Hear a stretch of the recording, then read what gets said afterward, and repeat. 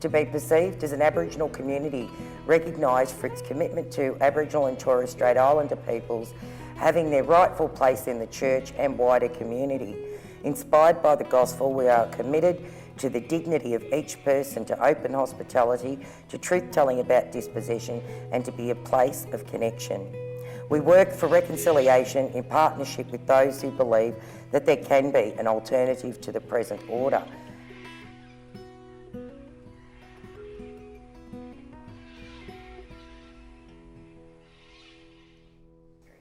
I think the role of the Aboriginal Catholic ministry is to enculturate the church in Australia. And we grew out of Pope John Paul's speech. You know, until Aboriginal people and their contribution is being joyfully received, the church in Australia won't be what Jesus wants it to be. So that was the beginning of the ACM, and I think we're still on about that. We're still on about finding our rightful place in the Catholic Church and the wider community. Fire carrier history sort of came out of some deep reflection really about where our schools were heading in the whole area of reconciliation. We'd been through an incredible 10-year process of reconciliation and a lot of excitement, a lot of new learnings across our schools, primary and secondary. And it was about the time of when people walked across the bridges in Sydney and in Melbourne, and for many of our schools it's like they kept walking. And they just kept walking and they didn't continue the journey of reconciliation. So I felt there was a bit of a lull around, and what could we create to keep the interests for our kids, keep the interest, the fire in the belly for our teachers, and also for the principals as well.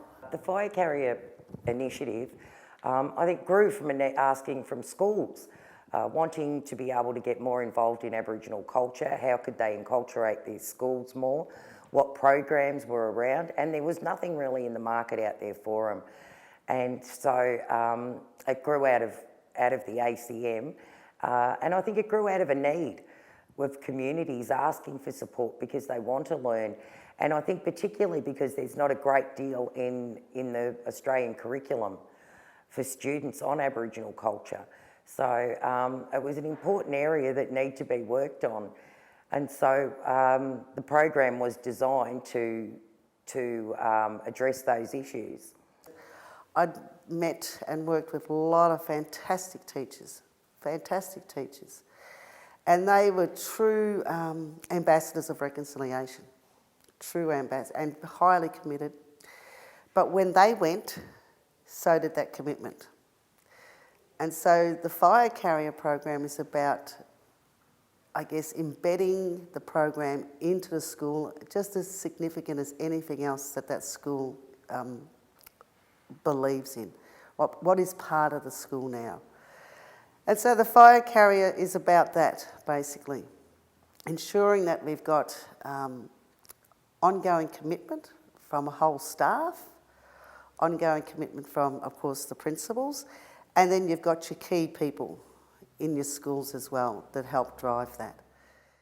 So it's about engaging the students, giving them ideas, and then when we have the networks, I think the networks are to so that they can support each other.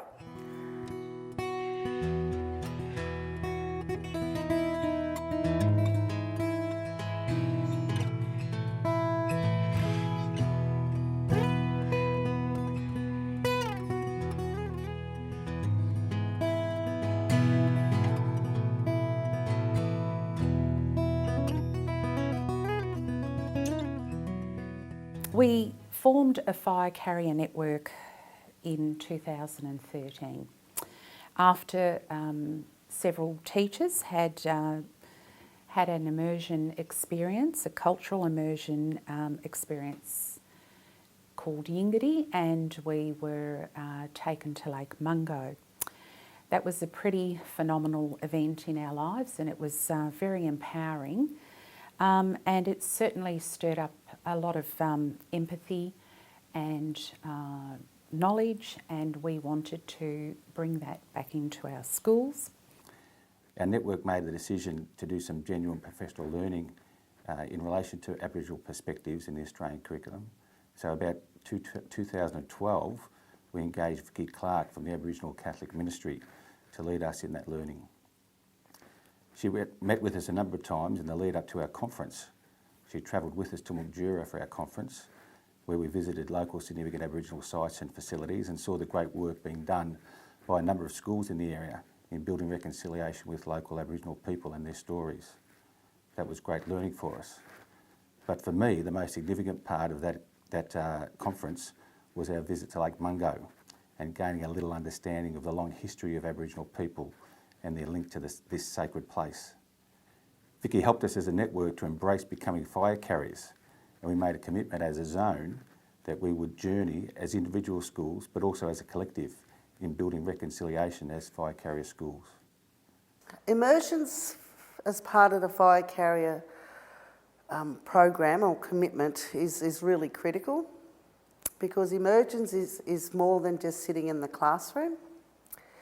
I'm a great believer that if you want to know anything about my Aboriginality, my spirituality, you need to be on country to do so. You can get a small dose of it in a classroom, but the immersions are a way of immersing our young people's spirit into the land as well, and our teachers and our principals. So we decided to work very closely with the Christian Brothers at the time, which was then moved to Amberley, on an immersion program to Lake Mungo. And for the northeast zone, that's where it started for the principals, was their immersion up to that country, onto Lake Mungo, and to witness and feel firsthand the deep spirit of the land. So the principals of the northeastern zone committed to making their schools fire carrier schools. FIRE standing for Friends Igniting Reconciliation in Education. So it was up to us as teachers now, who were quite passionate and committed, to bring the work into our schools and promote Aboriginal perspectives. So we then looked at them becoming keepers of a sacred ceremony, and that sacred ceremony is the fire ceremony, where the students would actually would be gifted with that ceremony from Aboriginal people, women mainly. And then once they've been gifted with that ceremony, they then are entrusted as custodians of that. And being custodians of the fire ceremony, it gives them the responsibility then to continue to practice that ceremony with the students to come. And so that's, I think, has been the core business.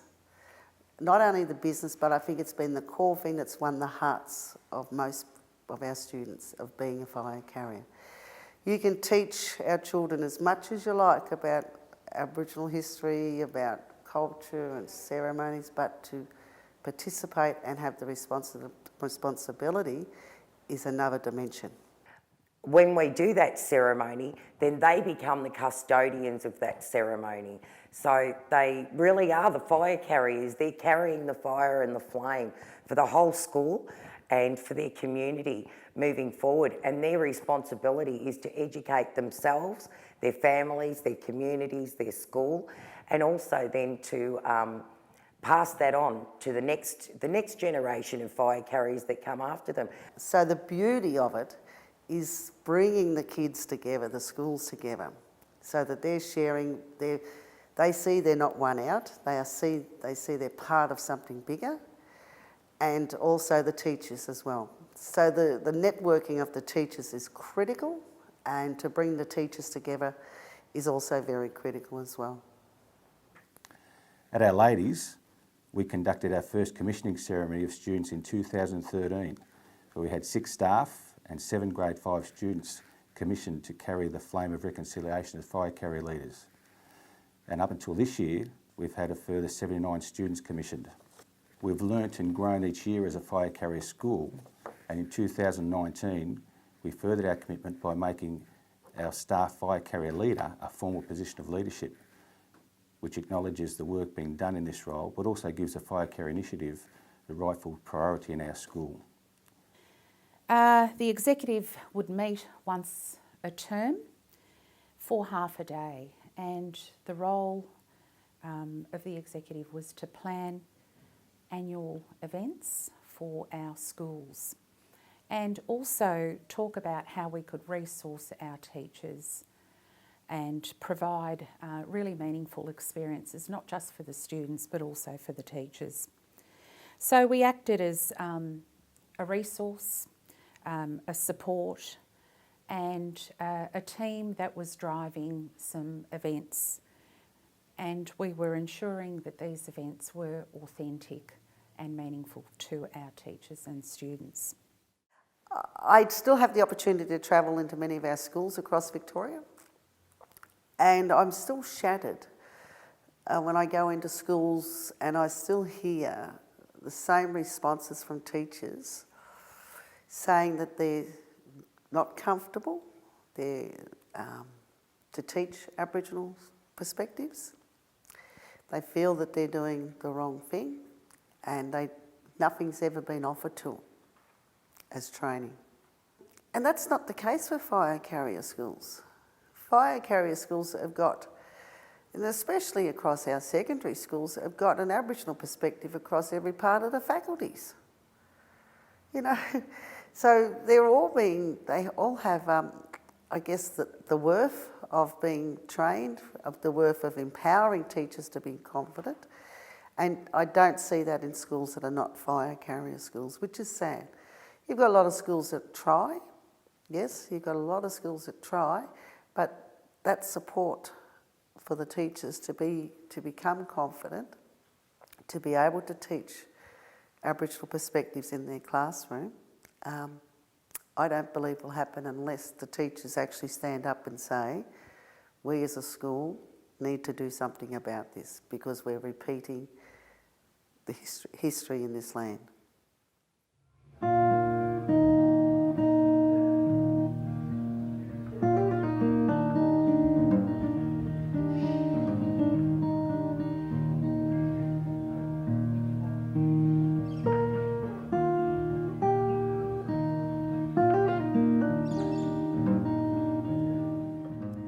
And so I think the future of the fire carrier programs really does lie in setting up networks.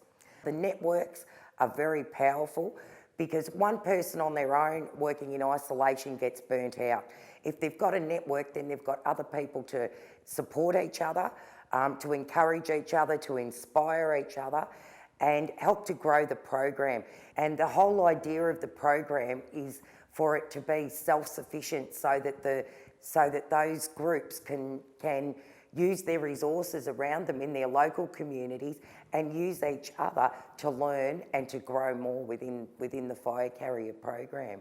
Our principals in the North East showed a true commitment and a great passion to ensure that Aboriginal perspectives was prominent in our schools, and if it wasn't without their support, the fire carrier network wouldn't be as successful as it is.